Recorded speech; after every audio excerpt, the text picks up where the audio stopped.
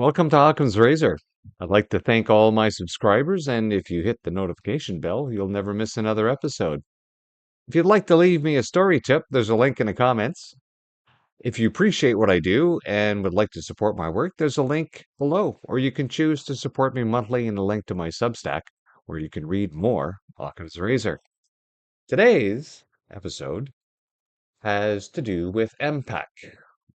MPAC is not the Mayo Performing Arts Center, nor is it the Millstone Township Performing Arts Center, not to be confused with the Montgomery Performing Arts Center, or the Marietta Public Affairs Council, or the Massachusetts Police Accreditation Commission, or the Metro Police Advisory Committee, or the Multi-Agency Police Advisory Council, or the Mobilizing Preachers in Communities, or Maryland Peer Advisory Council, or the Medical Psychology Assessment Clinic. No, we are talking about the Municipal Property Assessment Corporation in Ontario. They have a handle on X where you can find some updates. It just so happens that there was an update within the last 24 hours, and they are talking about many warmer days ahead. Many are exploring vacation destinations in Ontario. MPAC data reveals communities across the province are experiencing growth in seasonal properties, shaping new travel and getaway trends. Where are they getting all this data from? What is the purpose of the MPAC? Well, let's see what their incorporation says. Municipal Property Assessments Corporation. Its function is to perform the duties assigned to it and assigned to assessors under the Assessment Act, the Provincial Land Tax Act, and under any other act. That is their function. Well, so why have I brought them up? Well, I had to get a property assessment, and I went to City Hall, not really knowing anything about my property assessments. And City Hall apparently didn't know about it either. The girl at the counter went back, and then she came back to the counter and said, "Oh, no, no, you have to go to the MPAC office." Told me where it was, and I went and found the door locked. I noticed I wasn't early, I wasn't late, I was within the operating hours. There was no note on the doors or anything, and I'm wondering, there's maybe four cars in a parking lot, so there's somebody in the building, I'm thinking. I kind of walk around. It's hard to see through the tinted windows. I'm not sure if there's anybody there. So I go back to the doors and I ring the bell, and somebody comes to the door and they tell me, "Oh, yes, we're closed to the public." And I'm like, "Why?" "Well, COVID." And I'm stunned. I'm stunned. It's 2025. So I don't say anything. I walk in and I get my document and I asked them. I said, "So why is everyone still working from home?" "Oh, well, you know how it is. I like to come in though because I don't like working from home." And I kind of felt the same way. When COVIDity stupidity hit and they were sending everybody home, I was like, this is stupid. I'm not working from home.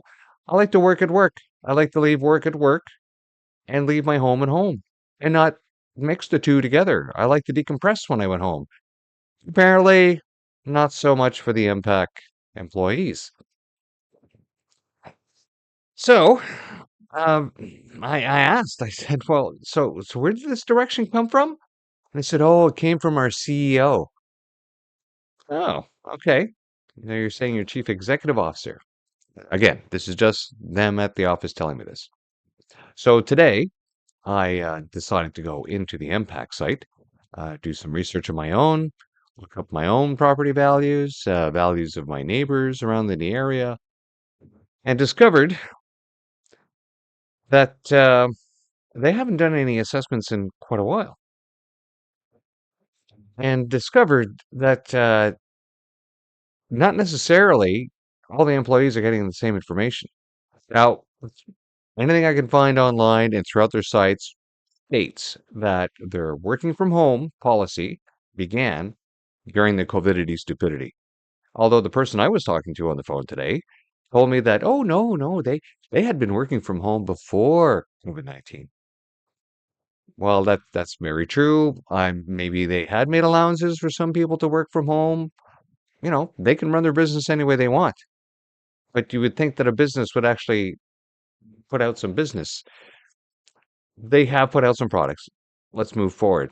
So, looking back at the COVIDity stupidity years, we remember that within the province of Ontario, um, the courts living in fear like everyone else, succumbing to the psychological operation, weren't even prosecuting drunk drivers. Oh no, we can't go to the courts. It's too dangerous. Right. So as long as no one was injured or killed, then it was, like a non-violent thing, and they would make assessments. It goes, oh well, I guess we'll give this guy a free pass. I don't know if this happened, but that was being reported at the time. And court hearings were suspended.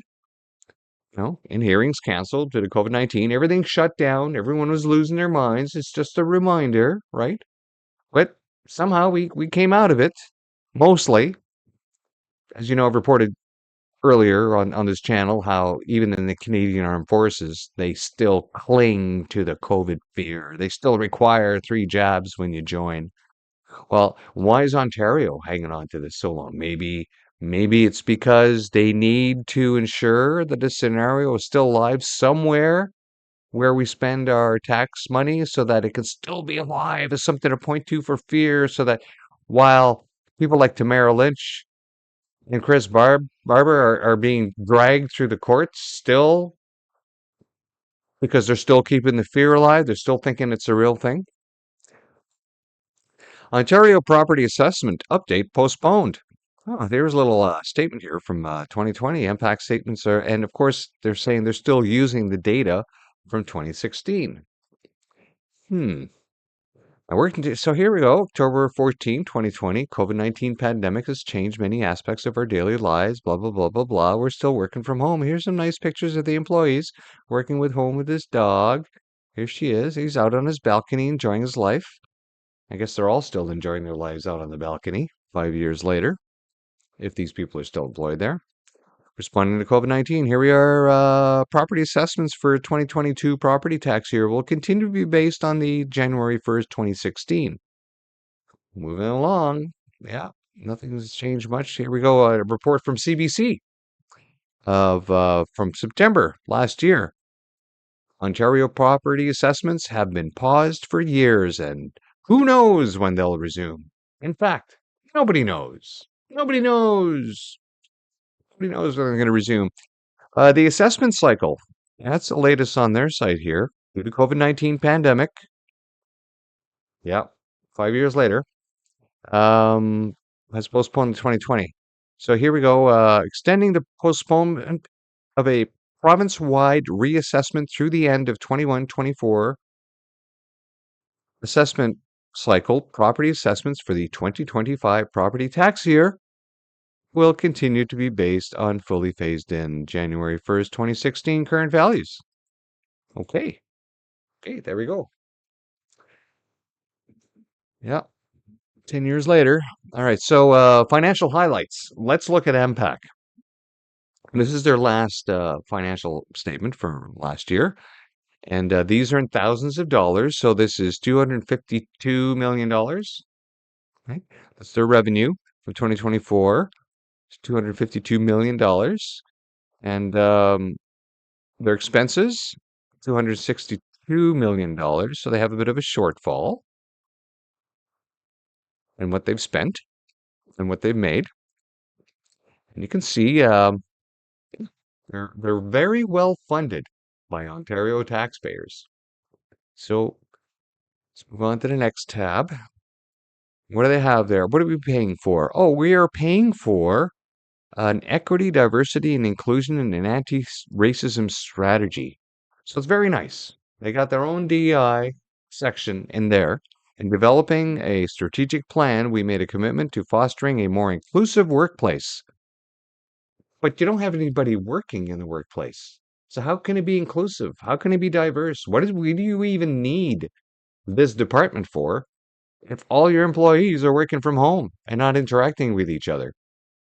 These DEI expenses that they have built into taxpayer funded organizations and corporations that we pay for is a complete waste of money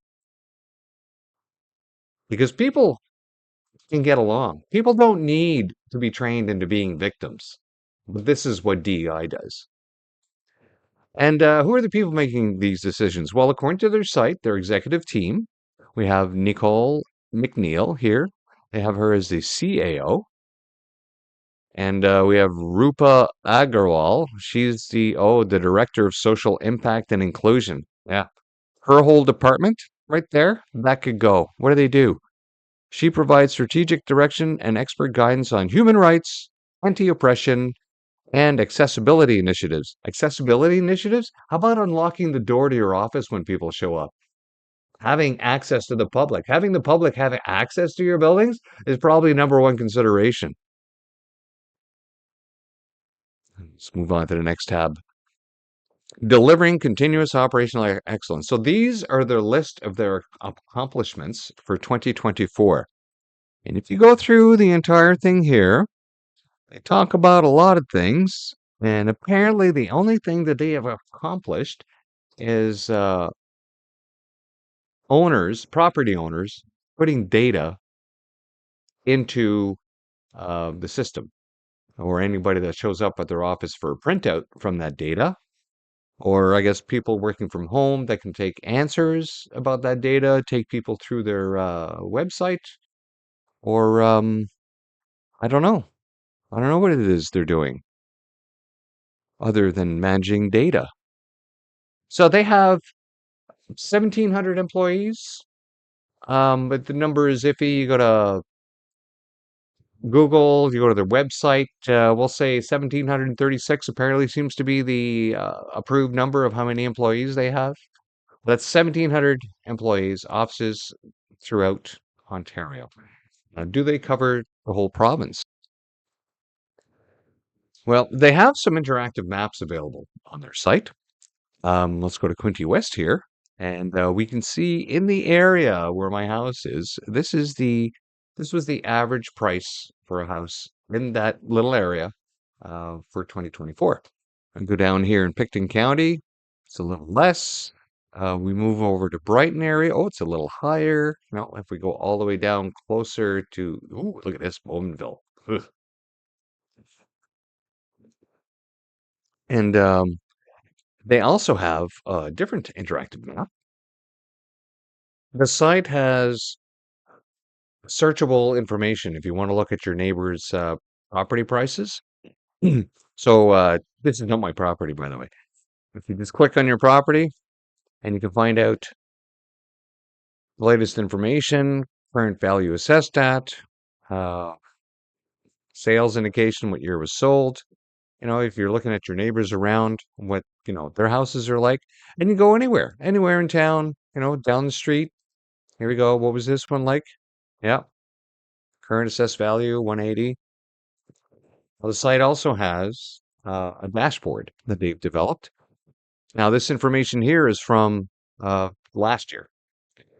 But if you go to the up-to-date dashboard, you can go anywhere where they have data, where people have put the data in, and you can get the latest information.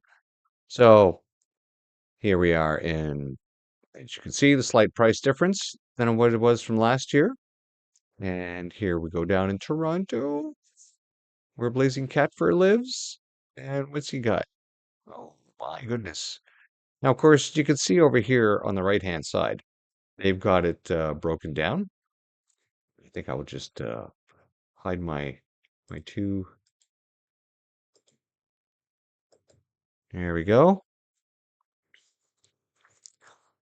And the dashboard has got up-to-date information. And as we can see here, it looks like waterfront properties are the best going these days.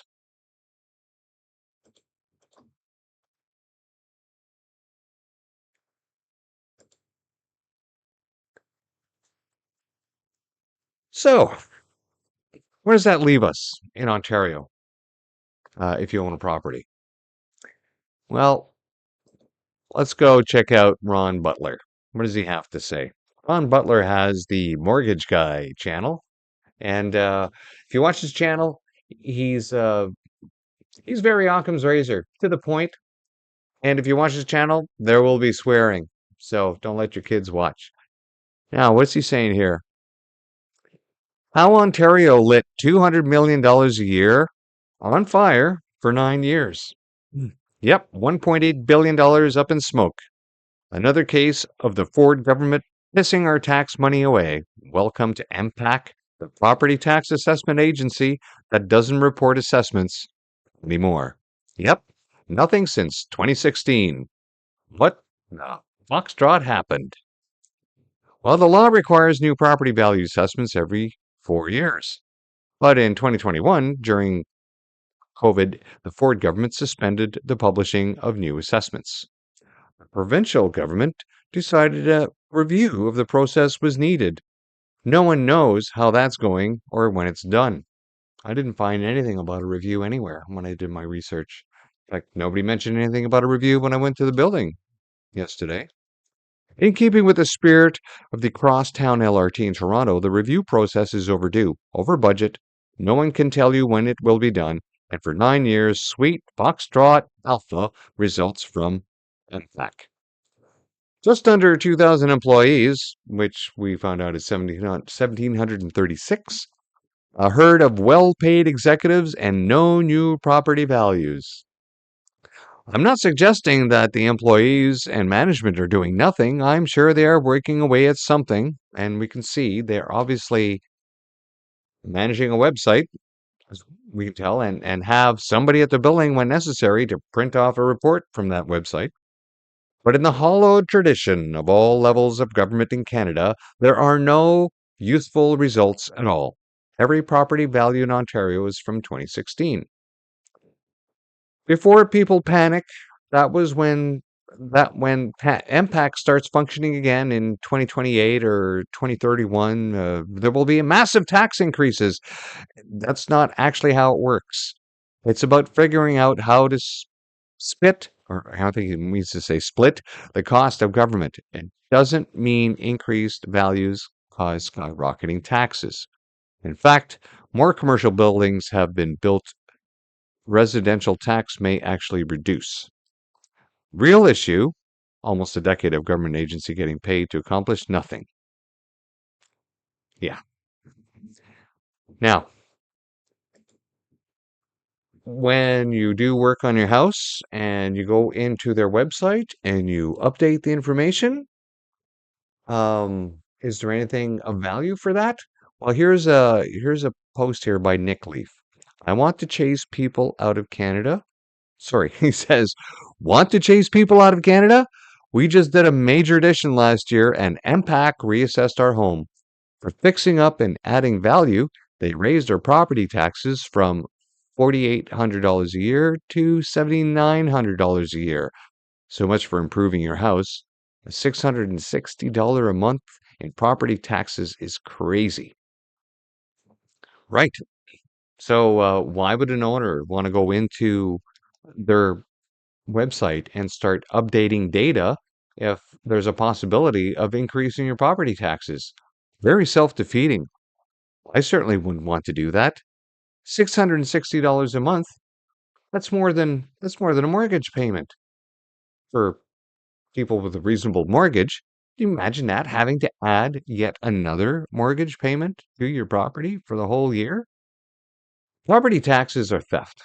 I understand municipalities need money to fix the roads, to the trash, and to administer municipal offices and do whatever it is else that the council has voted in that needs to be done to keep your community looking good, happy, functioning. That road work, infrastructure, none of that goes for free. And once it's built, it needs to be maintained. It costs a lot of money. The more people you have in a township, the more there is to maintain, the more taxes you need to collect. But do property taxes need to go up that much? There has to be a reasonable accommodation given how everything is getting so expensive and how the prices on everything are going up.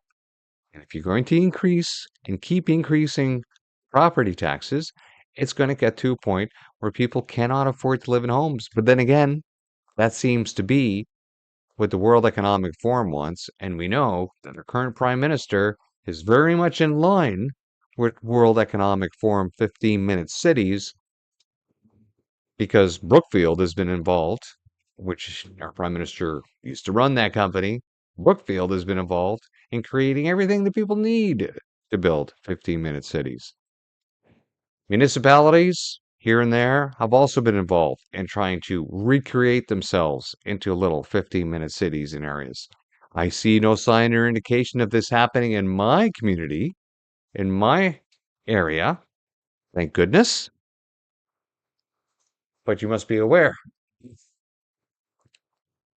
In the end, why would I want to? Why would I want to update this site other than maybe giving them my phone number?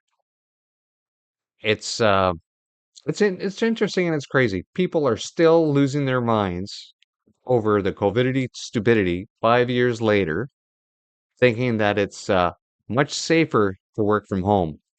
Well, maybe if you didn't have uh, an office dedicated to turning everybody into victims, maybe they would feel more comfortable and less fearful and want to come back to society and work in an office and spend days with other people, interacting with them in the spirit of humanity, the way we were made to interact every day in loving kindness and not in fear. Well, if you've made it to the end, thanks for hanging out. We'll see you next time. Bye.